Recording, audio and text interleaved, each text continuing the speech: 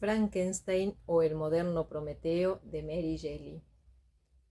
Relato del Dr. Frankenstein, capítulo 10. Dediqué el día siguiente a recorrer el valle en todas direcciones y me detuve mucho tiempo en las fuentes del Herberon, que nacen en un glaciar que desciende de las cumbres como si quisiera cortar el valle.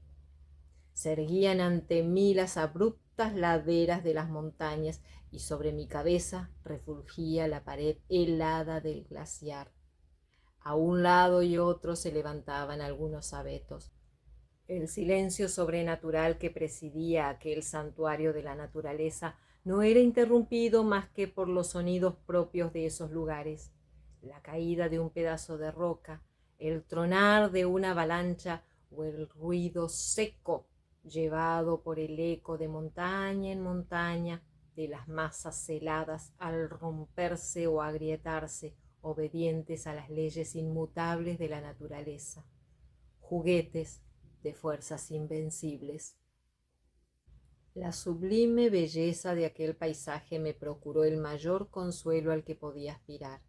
Me sentía elevado por encima de todo sentimiento mezquino, y aunque no podía librarme por completo de mis sufrimientos, lograba, con su ayuda, calmarlos y adormecerlos.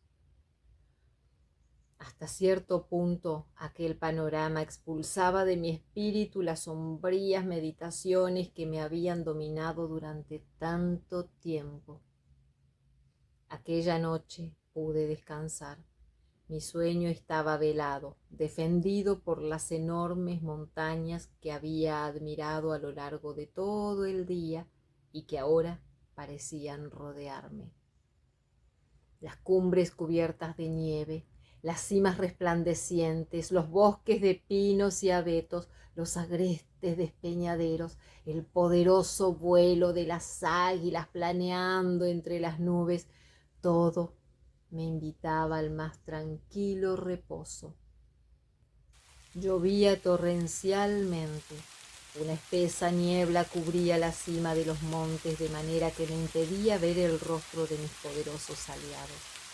No obstante, atravesaría las nubes e iría a visitarlos en su majestuoso retiro. ¿Qué me importaban la tempestad y la lluvia? Hice que ensillaran mi cabalgadura y emprendí el ascenso a la cima del Montanberg.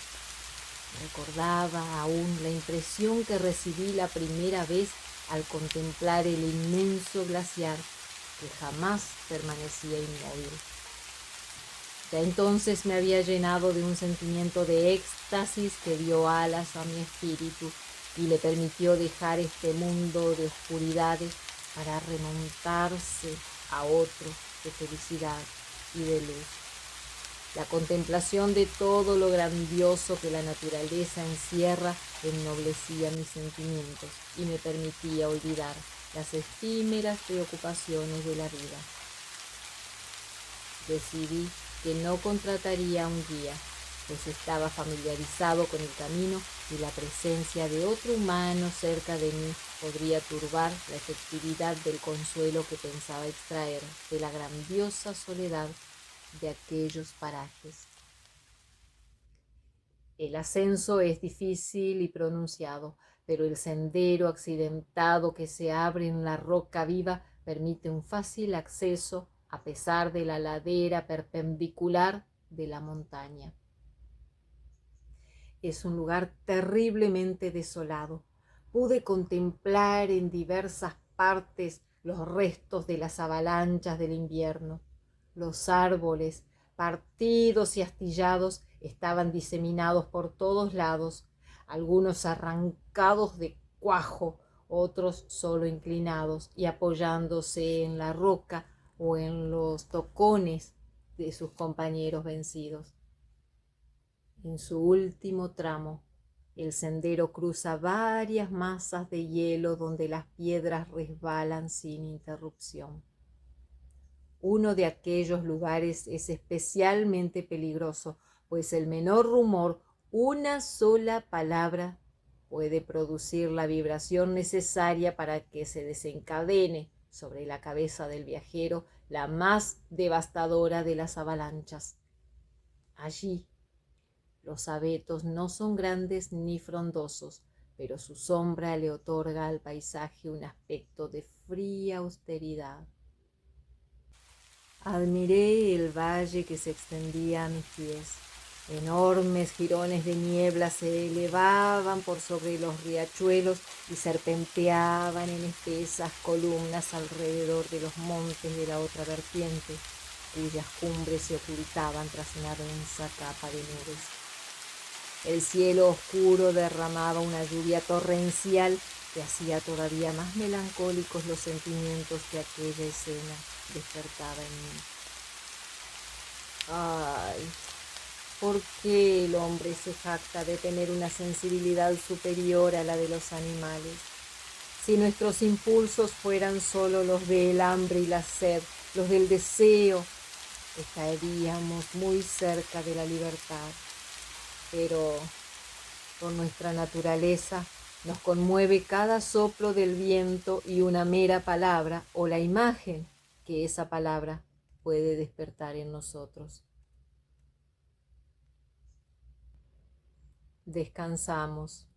Una pesadilla tiene el poder de envenenar nuestro sueño. Despertamos. Un pensamiento errante nos estropea el día. Sentimos, concebimos o razonamos, reímos o lloramos. Abrazamos una querida angustia o añoramos nuestra zozobra.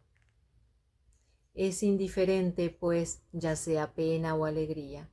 El camino de su olvido permanece siempre abierto. El hombre de ayer jamás puede ser igual que el de mañana. Nada es duradero, sino la propia mutabilidad.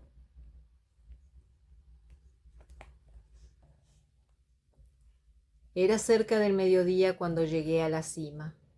Me senté unos momentos en una roca que dominaba el glaciar. La niebla la envolvía igual que a los montes que la rodeaban. Pero de pronto se levantó la brisa y disipó las nubes. Descendí hasta el océano helado. Su superficie irregular recordaba las olas de un mar tempestuoso cruzado por profundas grietas. El glaciar medía una legua de largo y estuve 2 horas atravesándolo. En el otro extremo, las paredes montañosas se erguían perpendiculares y desnudas. Frente a mí se hallaba el Montanvert, y a una legua de distancia, emergiendo por encima de él, el Mont Blanc levantaba su augusta grandiosidad. Me refugié en un hueco de la roca y permanecí allí, admirando aquel paisaje incomparable. El mar, o mejor dicho, el enorme río de hielo, corría entre montañas cuyas cimas gigantescas dominaban el abismo. Sus cumbres heladas, refulgentes, brillaban al sol más allá de las nubes. Mi corazón, repleto hasta entonces de tristeza, se colmó de una sensación muy cercana a la alegría, y grité: «Espíritus errantes, si en verdad existen, si no están prisioneros de sus estrechos reductos, denme un poco de felicidad o llévenme con ustedes, lejos de los placeres de la vida». Cuando terminé de pronunciar aquella frase, descubrí a cierta distancia la silueta de un hombre que avanzaba con una rapidez sobrehumana. Saltaba por sobre las grietas que yo había atravesado con alguna dificultad y cautela. A medida que iba avanzando, su estatura tomaba proporciones que parecían sobrepasar ampliamente a las normales. Temblé, se me oscureció la vista y me sentí desfallecer. No obstante, la fría brisa de las cumbres me reanimó enseguida. Cuando el hombre se halló cerca de mí, pude ver que era el monstruo que yo había creado. Fue un espectáculo horrible y aborrecido. Con estremecimientos de ira y de terror, resolví esperar que se acercara cara para trabar con él un combate a muerte. Se aproximó. Su rostro reflejaba una gran angustia, mezclada con odio y desprecio, y su diabólica fealdad era excesivamente horrenda como para que la contemplaran ojos humanos. Sin embargo, no dediqué demasiada atención a sus facciones. La cólera y la náusea me habían hecho enmudecer, pero cuando recuperé el habla, arrojé sobre él todo mi desprecio y mi horror. ¡Demonio!, grité. ¿Cómo te atreves a acercarte? ¿Acaso no temes que caiga sobre ti mi terrible venganza? Aléjate, monstruosa criatura. Pero no, prefiero que permanezcas aquí para poder aniquilarte. Si acabando con tu miserable existencia pudiera devolverle al menos la vida a las víctimas de tus odiosos asesinatos. Esperaba que me recibiera así, dijo el monstruo.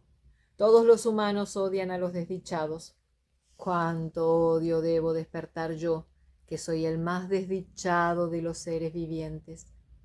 Incluso usted, que me dio la vida, me detesta y me rechaza. A mí, a la criatura con la que lo atan lazos que solo la muerte podrá romper. Dice que quiere matarme, pero ¿cómo puede utilizar la vida como si fuera un juego? Cumpla antes con los deberes que tiene conmigo, y yo lo haré con los que me unen a todo el género humano. Si acepta mis condiciones, los dejaré tranquilos, tanto a usted como a sus semejantes. Pero si se niega, me hundiré en el crimen hasta saciar mi sed de sangre en la de todos los amigos que le quedan. Monstruo odiado, infame asesino, los tormentos del infierno serán un castigo demasiado benévolo para tus crímenes. Demonio inmundo, ¿me reprochas que te haya creado? Pues bien, acércate y extinguiré el brillo de la vida que en mi locura supe alumbrar en ti. Mi cólera había estallado. Me abalancé sobre él impulsado por cuanto puede empujar a un ser humano a matar a otro. Me sujetó sin esfuerzo y dijo: tranquilícese. Le suplico que me escuche antes de liberar su odio. ¿Acaso no he sufrido ya demasiado para que quiera aumentar mis desgracias? Amo la vida, aunque probablemente no sea otra cosa que una sucesión de dolores, y estoy dispuesto a defenderla. Recuerde que me hizo más fuerte que usted. Lo aventajo en estatura y mis miembros son más vigorosos que los suyos. Sin embargo, no quiero dejarme arrastrar a la lucha. Soy su obra y deseo demostrarle afecto y sumisión, pues por ley natural es mi dueño y señor. Pero estas mismas razones lo obligan a asumir sus deberes y a concederme aquello que me debe. Oh, Frankenstein, no se sienta satisfecho de ser justo para con los otros, si conmigo, que tengo más derecho que nadie a su justicia y también a su clemencia y su amor, se muestra tan implacable. Recuerde que soy su criatura. Debiera ser su Adán. Y sin embargo me trata como al ángel caído y me niega sin razón toda felicidad. Es por ello que deseo contarle de qué modo me ha privado irremediablemente de la alegría. Yo era bueno y cariñoso. Los sufrimientos me han convertido en un malvado. Concédame la felicidad y seré virtuoso. Aléjate. No quiero seguir escuchándote. No puede haber entendimiento entre tú y yo. Somos enemigos. Aléjate, te digo, o de lo contrario, luchemos hasta que uno de los dos termine muriendo. ¿Cómo podré conmoverlo? ¿No conseguirán mis súplicas que trate con piedad a esta pobre criatura que suplica su benevolencia y su compasión? Créame, Frankenstein, soy bueno. Mi espíritu está lleno de humanidad y de amor, pero estoy solo, horriblemente solo. Incluso usted, que me ha creado, me odia. ¿Qué puedo esperar, pues, de aquellos que no me deben nada? Me aborrecen y me acosan. Las cumbres desiertas y los glaciares serán mis refugios. Vago sin cesar por esos lugares y vivo en las heladas cavernas. Solo allí me siento seguro. Son los únicos placeres que no me niegan los hombres y bendigo los desolados parajes que son para mí más amables que sus semejantes. Si toda la humanidad conociera mi existencia, correría, igual que usted, a armarse para aniquilarme. ¿Acaso no es lógico que los odie, puesto que ellos me aborrecen? ¿Cómo ser bondadoso con mis enemigos? Soy desdichado y ellos deben compartir mis sufrimientos. Sin embargo, tiene en sus manos la posibilidad de hacerme feliz y librar a los hombres de una horrenda venganza que no solo sufrirían usted y su familia, sino también miles de seres que morirían en el torbellino de mi frenética matanza. Déjese sentir compasión por mí. No me rechace. Escuche mi historia y después decida si me abandona a mi suerte o se apiada de mí. Pero escúcheme, por piedad. La justicia de los hombres, por rígida que sea, permite a los culpables defenderse antes de condenarlos. Escúcheme, Frankenstein. Me ha acusado de asesinato y por ello querría destruir a su criatura sin sentir remordimientos. Ah, alabemos la eterna justicia de los hombres. Pero no le suplico que me perdone. Escúcheme, escúcheme tan solo, y luego, si puede, aniquile su propia obra. ¿Por qué me recuerdas cosas que me estremecen con solo pensarlas y de las que... ¡Ay de mí! Soy el único culpable, respondí. Maldito sea el día en que viste la luz, odioso diablo. Malditas, aunque me maldiga a mí mismo, las manos que te crearon. Me has hecho más infeliz de lo que soy capaz de expresar. Ni siquiera puedo detenerme a considerar si soy justo o injusto contigo. Aléjate. Líbrame de la visión de tu odiada forma. Así lo hago, creador mío, dijo mientras colocaba sobre mis ojos sus aborrecidas manos que aparté con violencia. Solo quiero contarle la vida del ser a quien tanto odia. Y no obstante se niega a escucharme y a concederme su compasión. Le suplico, en nombre de las virtudes que poseía al principio, que escuche mi relato. Es extraño y largo. La temperatura del exterior no es adecuada para su organismo, más delicado que el mío. Acompáñeme. Venga a la cabaña que poseo en la ladera de aquel monte. El sol está en su cenit, antes de que se oculte tras las cimas nevadas para ir a iluminar la otra parte del planeta. Habré terminado mi historia y podrá decidir. De usted depende que yo abandone para siempre el mundo de los hombres y lleve una vida inofensiva, alejado de ellos, o que, por el contrario, sea el verdugo de sus pares y, por lo tanto, el artífice de su desgracia. Seguía hablando cuando ya había comenzado a cruzar el hielo. Lo seguí. Mi corazón latía rápidamente y no encontré palabras para responderle, pero mientras caminaba evalué los argumentos que había utilizado y me dispuse a escucharlo. Sin duda me impulsaba en parte la curiosidad, pero en cierto modo también sentía compasión. Hasta entonces estuve convencido de que él era el asesino de mi hermano y estaba impaciente por oírlo confirmar o desmentir mi opinión.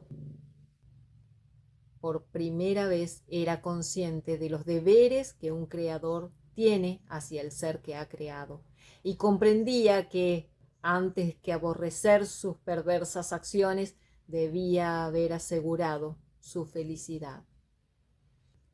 Estos pensamientos contribuyeron a modificar mi actitud hacia él.